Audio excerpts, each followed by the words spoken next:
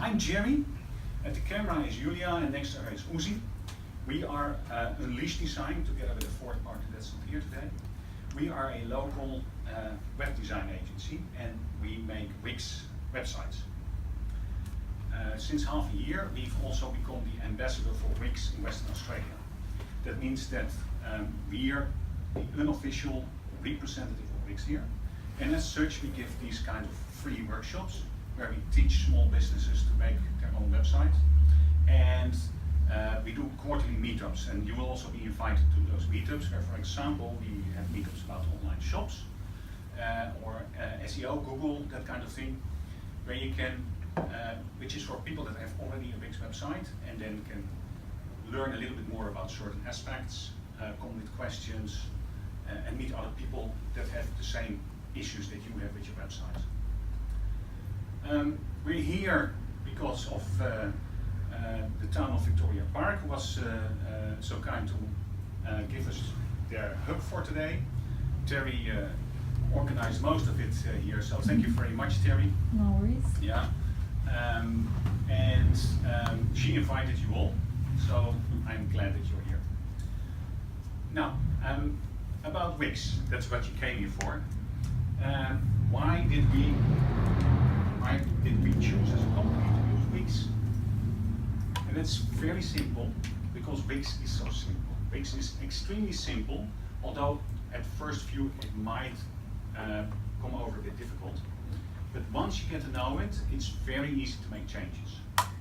We make Wix websites for our clients, and what we do is we give them 1.5 hour training. They walk away, we never see them again, and they are able to maintain their site completely by themselves.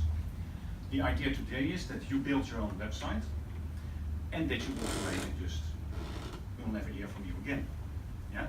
You will be able to make your own website and to maintain it yourself. Of course, we don't want you to walk away and think, well, no, I still don't know anything, so we are still reachable. We are available for any question that you might have.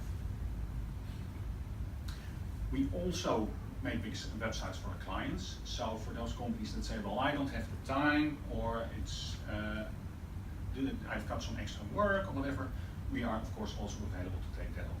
But in principle, you do it yourself. So Wix is supposed to be very simple, which you will see later. It's also very affordable. After your site is ready, you pay the hosting to Wix, because your website has to be somewhere in the internet that other computers can find it. That's on the Wix server. And that is between $4.5 and $17.5 per month, US dollars, depending on what kind of website you have. So like an e-commerce website is more expensive than a normal website. Yeah? Most websites cost about $8 per month. And that's all the costs that you have into the future. It's also very secure. If you've already used Wix, you know that.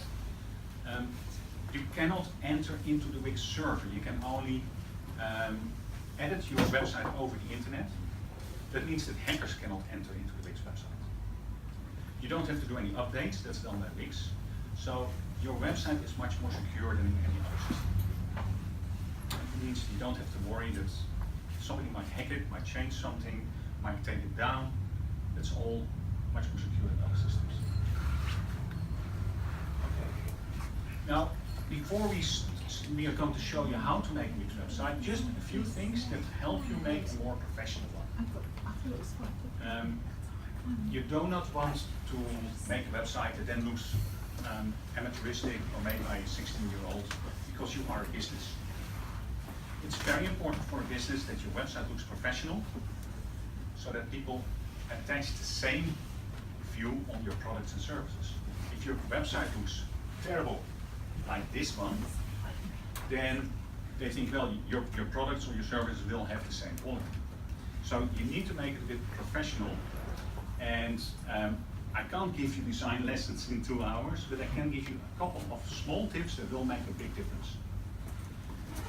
The major one is less is more, and if you look at this website, you can already see that more doesn't really look good.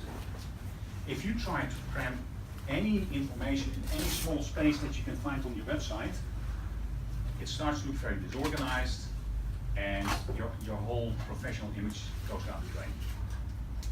Big white spaces, or whatever the color of your background is, are better. Always try to keep large spaces around your text. Like this here is very, very bad designed. Should actually be down there somewhere. The more white space you have, the better. Take a look at an Apple website, at the Apple website if you have a chance, and you will see that it's usually a nice big picture with a couple of words, and that's it. They do that perfectly. Then when you make a website, that website has a goal. In general, you want to sell your business or your products. You want to find new clients. Make sure that you define your goal beforehand. And don't think like, I sell straw hats and I'll sell it to the whole world. Every age, kids from 5 till people from 100, because then you're not going to sell anything.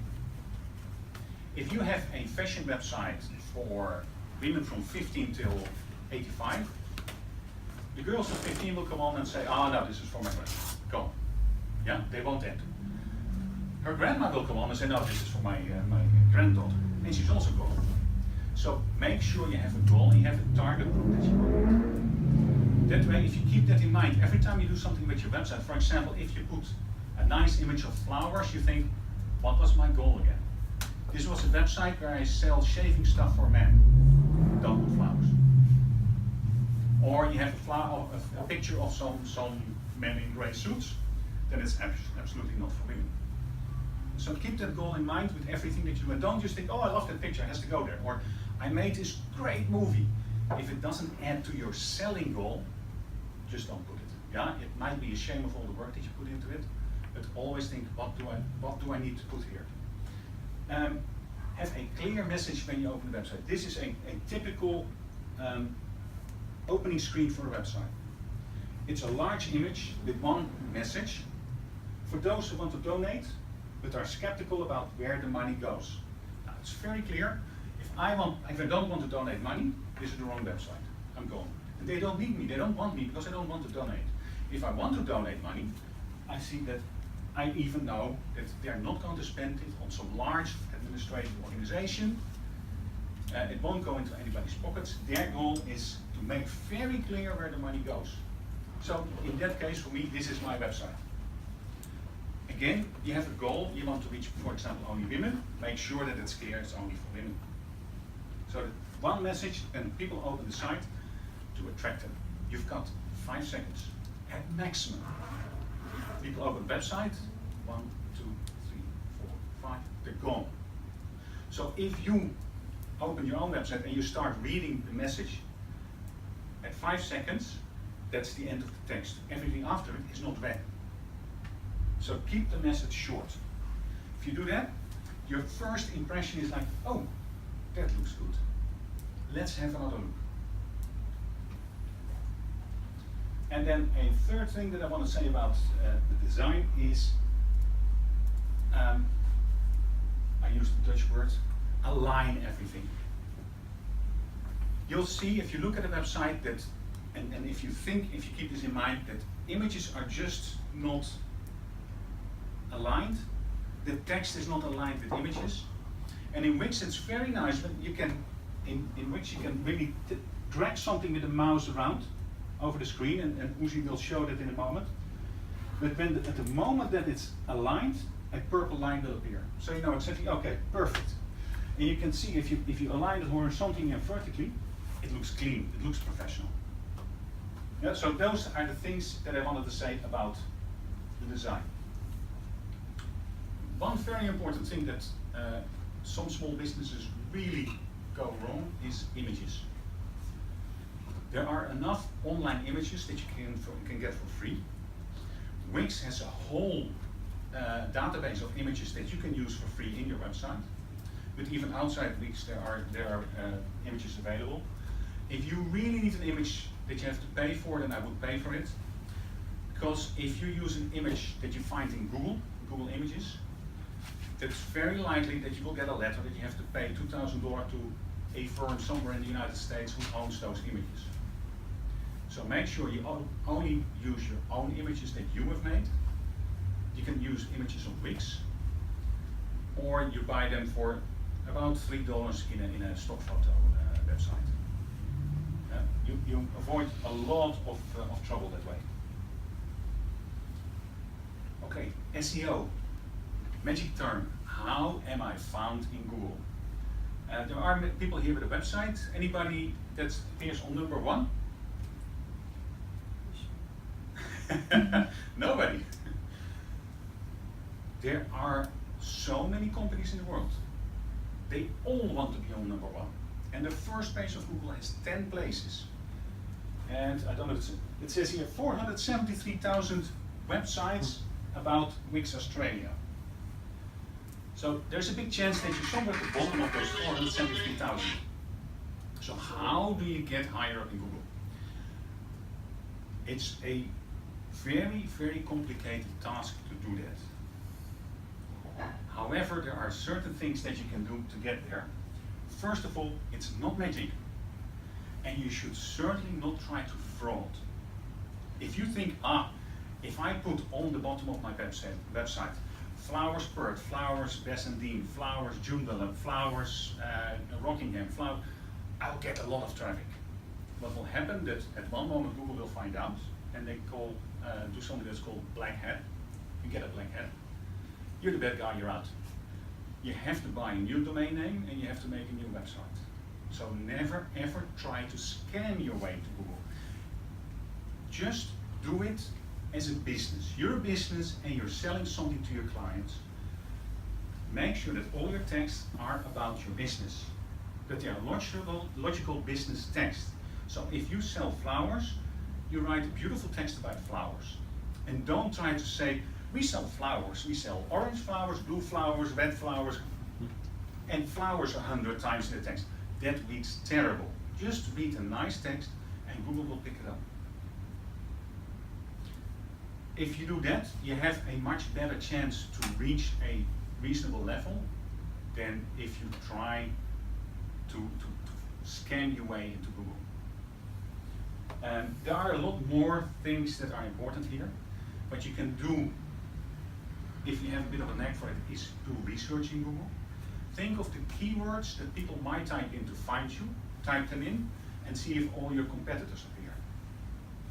If they do, then it's probably a much used word that people use to find your business. And well, there are other ways, but that just goes too far right now. The one thing that I want you to keep in mind that is very important, and we'll probably show that later in Wix, is that on every page of your website you use one H1 title, or in Wix it's called a site title. That's a bit confusing that it says site, it's actually page. So on every page you have to have that site title. Remember that, and only one. Google picks that up and says, okay, this is what the page is about. Again, put a word that really is about your page. And then Google goes through the text and says, yeah, you're right, okay. You're delivering this, so if people search for this, I will show your site. Then you rank among all your competitors. So it depends on which site is really better as a business, which shows searching people a better result, how high you get. But if you do this, at least you have a chance. It's still very difficult, but you have a chance. And depending on your business, how many competitors you have, you might actually get quite high. We've seen very good results with some of our clients. Yeah. Now, if at one moment you're sitting down and you don't get into Google and you don't know what to do anymore, then send me an email. My business card is on the table. And yeah, I'll give you some tips. Now, one more thing that you can do to appear good in Google, and that's, you have to write a little bit, is start a blog. Start a blog on your website. It has to be on your website. And once a month, you write about half an A4, half a page, one article each month. That's all you need to do. You make sure you have some social media channels like Facebook, preferably Google+, depending on your business, which other ones you want. If you have a business that's very colorful with lots of images, you open something on Pinterest. If you're very business-like, you open a LinkedIn account. But the thing is, you write a blog title, and in the title with a short blurb, you post on your Facebook account, and on Twitter and on LinkedIn, the accounts that you opened. That way, Google will see that some people will move from social media into your site, and that will boost it very much. The second thing is, a blog gives them something that is of value to your customers and not to you. So don't write, we sell this, we sell that, we have beauty. No. If you have a flower shop, how do you make sure that your flowers last longer?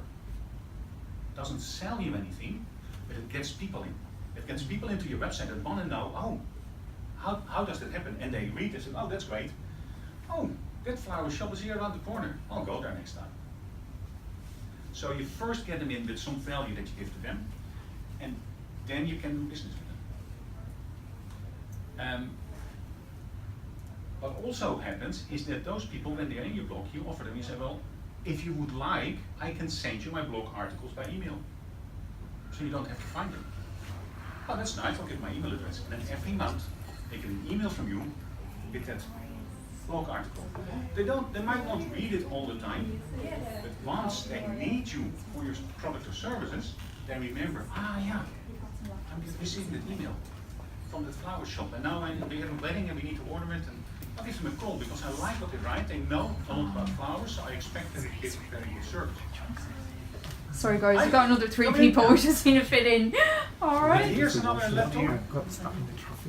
Yeah, no worries. Stand in the back.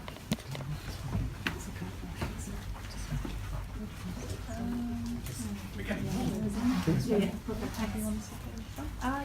Okay, so another space up right in front? Yeah. You go on. Alright. Alright. Yeah, so if you start a blog, it's half a page of an article each month, and it's about your business. You must have your head full of ideas and good things about your business that you can just write down like that. If you have difficulty finding something that you can write, just Google. Read some articles yourself, and then ideas will pop up. Then one of the most important things, mobile. Everybody has a mobile phone nowadays, and more than half of your visitors will reach your website on a mobile phone. If your website looks terrible on a mobile phone, you lose more than half of your visitors, more than half of your potential clients. So your mobile site has to be good. In Wix, that is absolutely not a problem. Wix has a perfect mobile site where it copies the normal site directly onto a mobile site. However, if you start moving things around, it might mess up your mobile site a little bit. The mobile site is easier than the normal site. You can just move things back up and down the mobile site and correct it, and Uzi will show that to you. But the main thing is that you remember that, because a lot of people make changes to their site and forget their mobile site. You make a change, you check, everything fine, great. Something changed, oh, let's correct that. If you don't correct it, you're losing visitors again. Also on a mobile site, just like with the normal design, more is less. Less is more. And more is less. Don't put too much. So in a normal site, you can put more images, you can put more text. On a mobile site, you have to think, okay, I need to take things out. I've got text, 5 images, so let's just take 4 images out. They don't add that much value on this small phone screen. Yeah, you can scrolling through images doesn't really help you. It doesn't sell you anything. So on a mobile site, be aware that if you have a very concise site, that it works better.